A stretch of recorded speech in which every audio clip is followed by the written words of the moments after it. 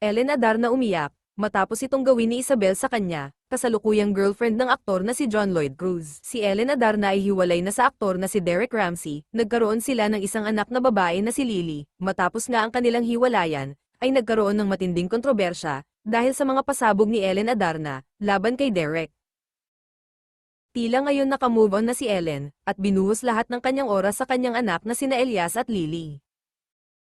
Nakakataba ng puso ang isinapubliko ni Ellen Adarna para kay Isabel Santos, ang kasalukuyang partner ng kanyang dating karelasyon na si John Lloyd Cruz. Sa pamamagitan ng Instagram story, tinawag ni Ellen na best stepmom si Isabel para sa anak na si Elias, na anak ng una kay John Lloyd Cruz.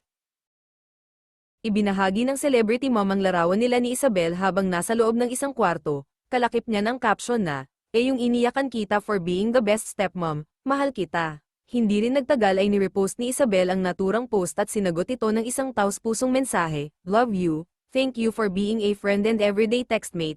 Mensahe ng partner ni John Lloyd sa aktres, ang emosyonal na eksena ay matapos ang kanilang masayang bakasyon sa Boracay kasama ang kani-kanilang pamilya.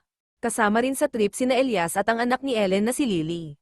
Makikita pa nga sa ibang posts ni Ellen na talagang nag-enjoy sila sa kanilang island getaway, kung saan nag-swimming ang grupo, nakipaglaro sa mga bata, at nagkaroon pa ng masayang boat party kung saan sabay-sabay silang nagsayawan. Hindi rin nawala ang kantahan matapos ang isang buong araw ng kasiyahan sa tabing dagat. Samantala, bago pa man ang nasabing tribute, ipinakita na rin ni Ellen ang kanyang suporta sa relasyon ni na John Lloyd at Isabel.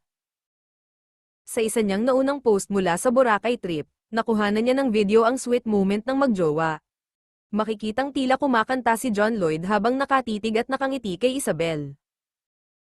Dahil dito, pabirong nilagyan ni Ellen ng caption ng video na, "Ang tamis sabay tawa."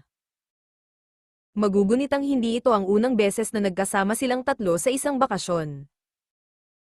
Nauna silang nagbonding noong Marso sa isang beach getaway naman sa Amanpulo, kasama ang kanilang mga anak.